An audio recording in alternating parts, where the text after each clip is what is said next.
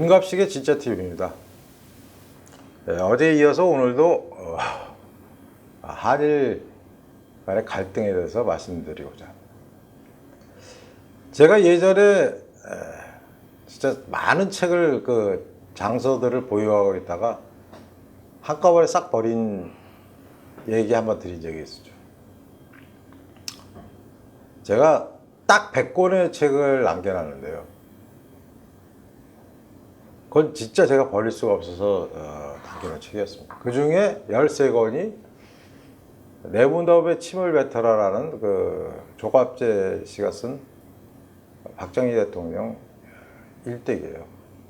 우리나라의 박정희 대통령 일대기가 10권, 전 10권이 넘는 책으로 나온 건 딱 두 종입니다. 앞에 말씀드렸던 내분업에 침을 뱉으라고요.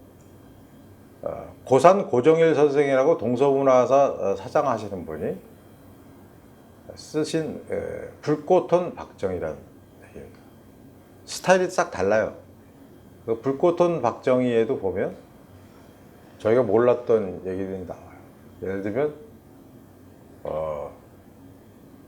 박정희 전 대통령이 일본이 패망한 후 쓸쓸하게 이제 배를 타고 귀국할 때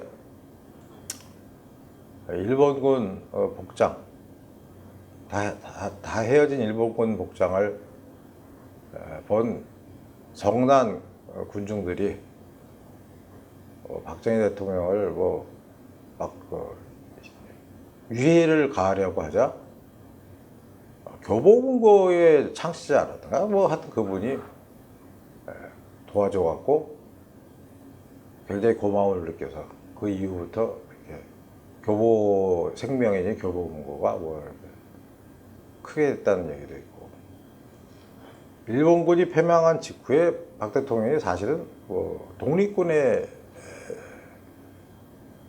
들어와서 짧지만 독립군 생활도 했다, 이런 얘기도 있어요. 그러니까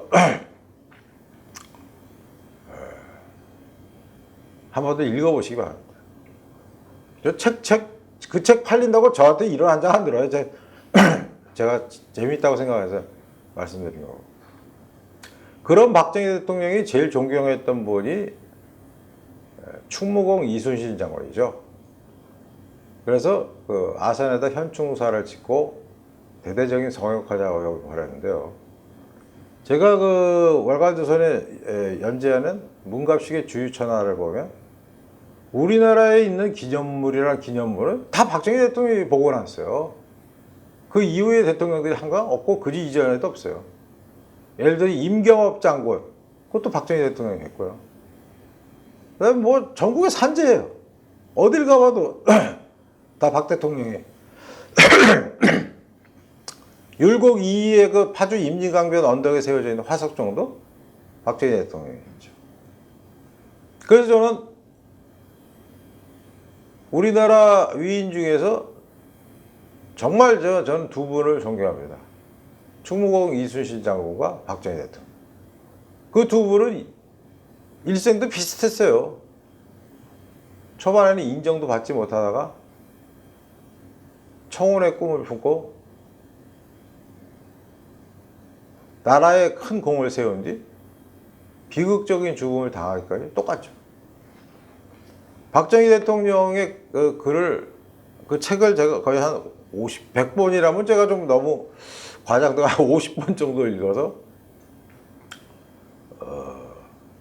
거의 암기할 수준이 되는데, 그분의 일화들 많이 알려졌잖아요. 12.6 사태 때 총을 맞았음에도 불구하고 옆에 있는 가수하고 또 여성을 먼저 걱정해서 내보냈다는 둥, 혁대가 하도 해져갖고 하여튼 시계는 일제 세이코 다 낡아빠져서 그 도금도 다 벗겨졌다는, 그 다음에 화장실에 물을 아끼려고 벽돌을 집어넣었다는 둥, 이런 얘기들이 많은데, 저는 그분 책 중에서 눈시울을 항상 그 부분만 보면 눈시울을 적시는 또 어떤 독자분이 저보고 갱년기라서 그렇다는 건데, 갱년이 맞고요. 하나가 독일 함버른 광산에 그 아시죠? 제가 맨날 인용하는 그 독일 광부들 앞에서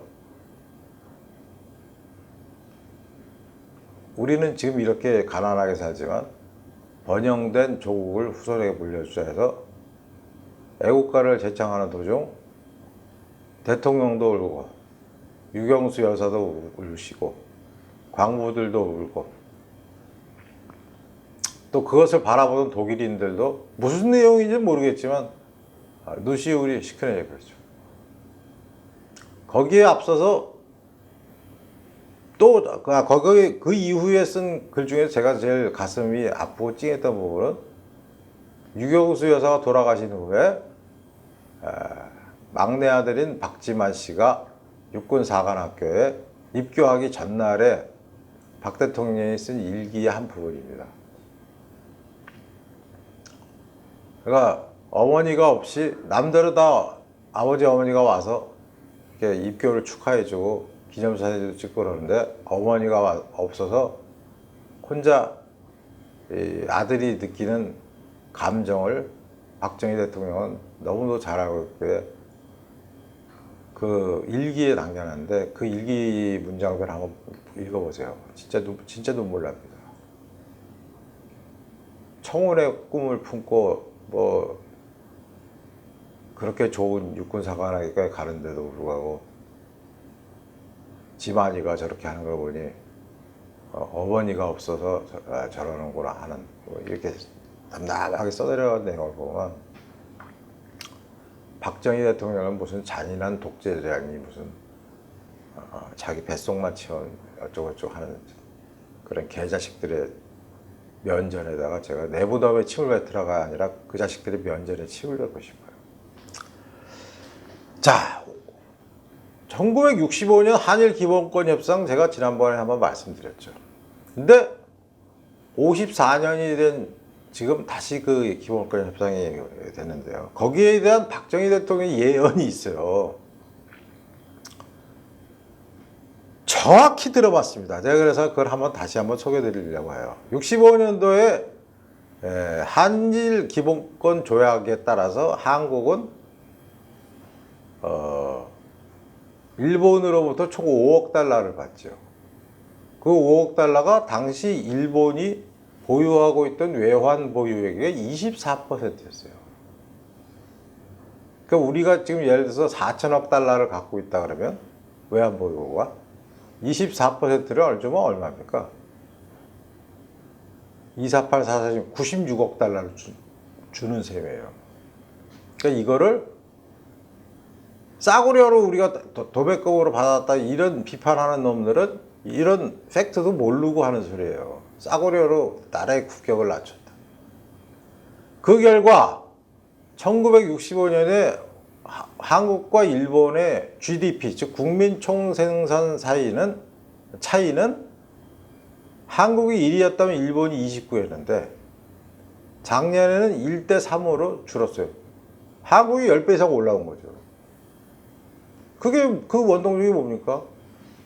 일본에서 받아온 5억 달러죠.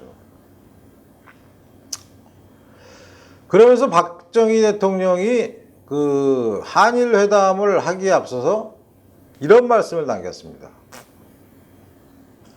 한 나라의 운명 개척에는 국제 정세에 적응하는 결단이 필요하다.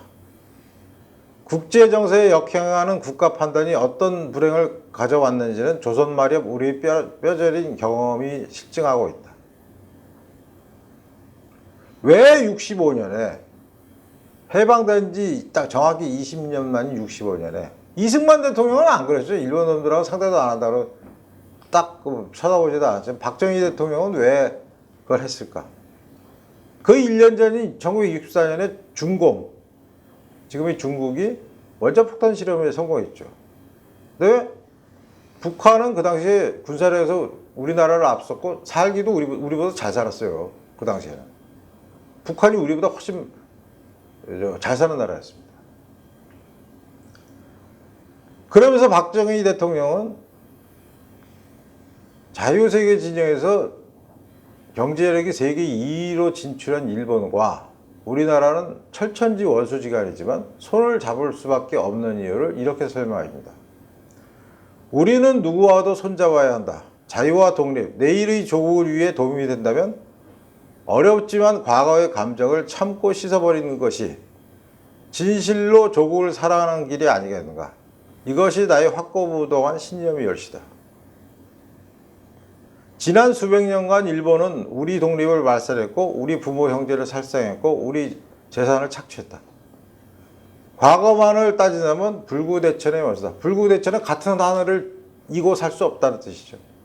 그러나 이 각박한 국제사회에서 아무리 어제의 원수라도 우리의 오늘과 내일이 필요하다면 그들과 손을 잡아야 하는 것이 우리 국리민복을 위한 현명한 대책이 아니겠습니까?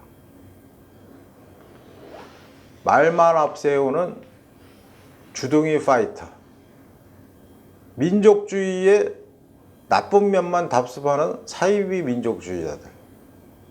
그 지금의 정부죠. 우리나라 정부. 이에 반해서 박정희 대통령은 현실주의자이면서 실용주의자였죠.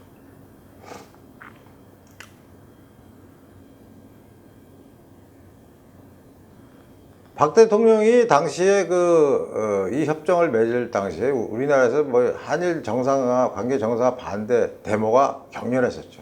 근데 오히려 박정희 대통령은 그 데모를 활용했습니다. 어떻게? 굴욕적, 저자세, 군사 경제적 침략 자초, 심지어 매국적이라 비난한다. 이 주장들이 우리 정부의 대일 입장을 강화할 수 있어 호의적으로 받아들였다. 왜냐면 일본에서도 야 저렇게 우리 국민들이 저렇게 방방 뜨고 반대하는데 여기까지 나왔으면 너희들도 좀 더 우리한테 성의를 보여줘야 될 것 아니냐? 라고 이용을 한 거예요. 그 국민들의 반대를. 그러면서도 진심은 이랬습니다. 그러나 만일 그 주장들이 진심으로 우리가 또다시 일본 침략을 당할까 두려워하는 것이라면 묻고 싶다. 어찌하여 그처럼 자신이 없고 피해의식과 열등감에 사로잡혀 일본이라면 무조건 겁을 먹나. 이것이 바로 굴욕적인 자세다. 일본 사람하고 맞서면 언제든지 우리가 먹힌다는 이 열등의식부터 버려야 한다. 우리의 근대화 적을 좀먹는 가장 암적인 요소도 바로 패배주의와 열등의식, 그리고 퇴영적인 소극주의, 비생산적인 사이비 행세라고 했어요. 박 대통령은 실력 없이 반일만 내세우는 사람들을 경멸했습니다. 속은 텅텅 비고 거칠에만 번지를 꾸미려는 명분주의, 언행 불일치주의. 지금 정부죠. 무섭지 않습니까, 여러분? 54년 후를 내다본 박정희 대통령의 예언이 속은 텅텅 비고도 거칠에만 번지를 꾸미려는 명분주의, 언행 불일치주의. 무서운 예언이시죠.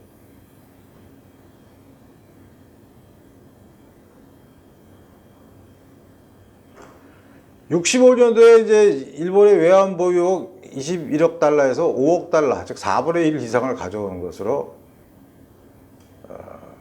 박 대통령은 이런 말씀도 했습니다. 다시 일본 침략을 당한다는 열등의식도 버려야 하지만 당장에 우리가 큰 덕을 볼 것이라는 천박한 생각도 절대 금물이다. 앞으로 결과가 좋을지 불행할지는 우리 자세와 각오에 달려있다. 정신을 차리지 못하고 사리사욕을 앞세우면 이번에 체결된 모든 협정은 제2의 을사조약이 된다. 전 국민 한 사람 한 사람이 다 같이 명심해야 한다.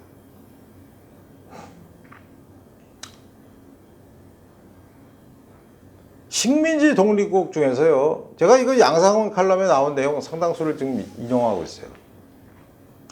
외국에서 받은 돈으로 경제 발전을 이룬 나라는 한국이 유일해요. 이건 발전이 아니라 기적이었습니다. 한강의 기적. 근데 대한민국 역사박물관에서 한강의 기적은 싹 빼고 무슨 엉뚱한 거 집어넣는다. 촛불 시위. 미친놈들. 아유. 한강의 기적을 빼고 촛불 시위를 넣어? 이 매국노 같은 놈들 아까 나왔잖아. 여기 속은 텅텅 비고도 거칠에만 번지를 꾸미려는 명분주의, 언행 불일치주의. 에이그 진짜.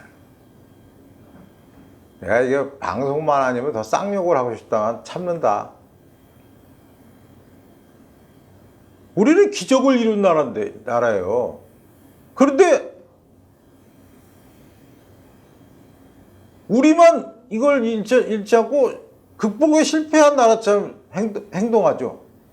누구? 노무현이가 그랬잖아요. 우리나라는 실패한 나라. 아, 참나. 노무현 전 대통령이 실패한 역사. 지가 실패했어요. 지가 실패했어요. 지가 인생을 잘못 살다가 스스로 목숨을 끊었잖아요. 뭐가 실패해요? 어렸을 때 저 깜짝 옷이 씹던 사람이 지금 여러 가지 씹고 옷 좋은 거 입고 먹고 싶은 거 먹고 뭐 요새 입맛이 딸려서 못 먹지만 뭐가 실패한 역사예요? 이상한 놈들이 지금 판을 치고 다녀요. 뭐가 실패했는데? 아휴 진짜 짜증나서.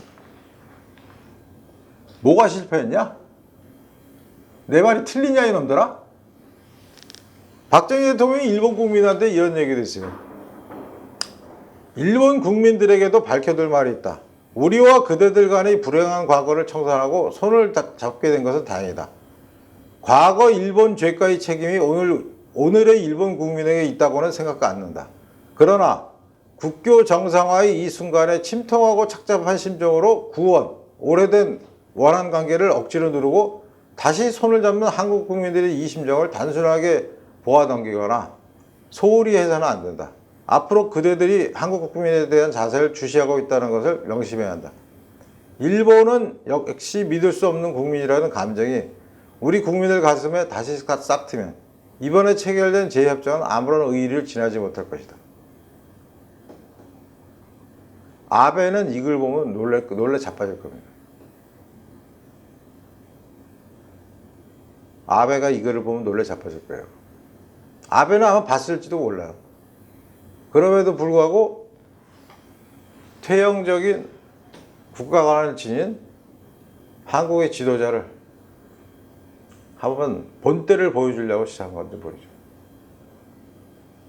제가 뭐 일본한테 당하는 한국을 보면서 즐거워한다고 생각하시는 분이 있으면 그건 잘못된 생각입니다. 뭐가 즐겁겠어요? 나라가 이 지경인데. 잘못하면 제2의 IMF 맞을지도 모르고. 다만 54년 전에 박정희 대통령이 하신 이 말씀이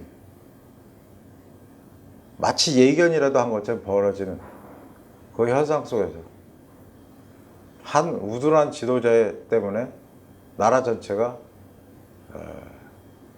나락으로 떨어지는 현실이 안타깝기만 합니다.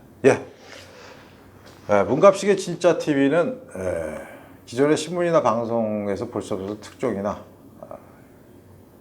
여러 가지 뉴스 뒤에 가려진 진짜 뉴스 그리고 스토리를 발굴해서 여러분께 전해드립니다. 구독과 좋아요 퍼나르게 해서 단숨에 한번 5만까지 진출할 수 있게 여러분들이 도와주시고요. 꾸준하게 늘어나기라는데 저는 이렇게 휙 올라가는 건 없더라고요. 왜 그러지? 제 성격 따라서 그런가? 그리고 구독과 월간조선 구독도 여유가 있으신 분은 좀 부탁드리겠습니다. 감사합니다.